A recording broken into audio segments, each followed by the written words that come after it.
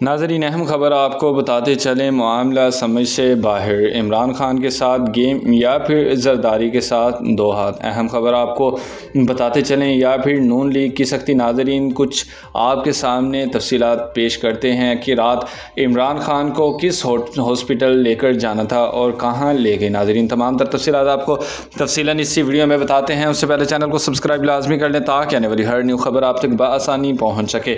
عمران خان کو شفا انٹرنیشنل اسپتال لے جانے کی بجائے پنز کیوں منتقل کیا گیا؟ سپریم کورٹ کے حکم کے بعد بانی P T I Imran Khan کو رات گئے طبی معائنے کے لیے اسپتال منتقل کیا گیا، لیکن بعد میں انہیں پنز اسپتال لے جایا گیا اور طبی معائنے کی چند گھنٹوں بعد دوبارہ اڈیالہ جیل منتقل کر دیا گیا۔ اب اس معاملے پر حکومت اور پی ٹی آئی کے موقف بھی سامنے آ گئے ہیں۔ ناظرین، تفصیلاً بھی آپ کو بتاتے چلیں، سپریم کورٹ نے عمران خان کو شفا انٹرنیشنل اسپتال منتقل کرنے اور ماہر ڈاکٹروں پر مشتمل میڈیکل بورڈ سے معائنہ کرانے کا حکم دیا تھا۔ آپ کو بتاتے چلیں، حکومت کے مطابق عمران خان کو شفا انٹرنیشنل لے جانے کے راستے اور اسپتال کے باہر پی ٹی آئی کارکنوں کی موجودگی کے باعث سیکیورٹی کی صورتحال پیدا ہوگی، جس کے پیش نظر انہیں پنز اسپتال منتقل کیا گیا۔ وفاقی وزیر اطلاعات عطا تارڑ کے مطابق پنز میں ہونے والے طبی معائنے میں شفا انٹرنیشنل کے ڈاکٹرز بھی موجود تھے۔ عمران خان کا طبی معائنہ حکومت کے مطابق ماہر امراض چشم، ماہر امراض قلب اور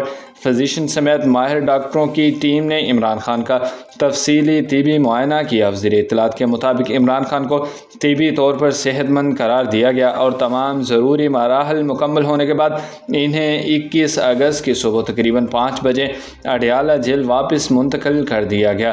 ان کی ہمشیرہ عظمیٰ خان بھی طبی معائنے کے دوران موجود رہی۔ آپ کو بتاتے چلیں، دوسری جانب پی ٹی آئی نے شفا انٹرنیشنل کے بجائے پنز منتقل کیے جانے پر اعتراضات اٹھائے ہیں۔ عمران خان کی بہن عظمیٰ خان اور ان کے ذاتی معالج ڈاکٹر فیصل سلطان نے بھی اس معاملے پر سوالات اٹھائے ہیں اور کہا کہ سپریم کورٹ کا حکم شفا انٹرنیشنل اسپتال سے متعلق تھا۔ یہی وجہ ہے کہ اب اس معاملے میں صرف عمران خان کی طبی معائنے کا سوال نہیں بلکہ عدالتی حکم پر عمل درآمد کے طریقہ کار پر بھی بحث شروع ہوگی ہے۔ ناظرین، آپ کو بتاتے چلیں کہ یہ توہین عدالت کیس بن سکتا ہے یا پھر نہیں۔ یہاں ایک اہم قانونی پہلو بھی سامنے آتا ہے۔ پی ٹی آئی کی جانب سے یہ موقف سامنے آیا ہے کہ اگر سپریم کورٹ کے حکم پر اس کی مقررہ کردہ صورت میں عمل نہیں ہوا تو توہین عدالت کی درخواست دائر کی جا سکتی ہے۔ ناظرین، آپ کو بتاتے چلیں، تاہم یہ بات واضح رہنی چاہیے کہ توہین عدالت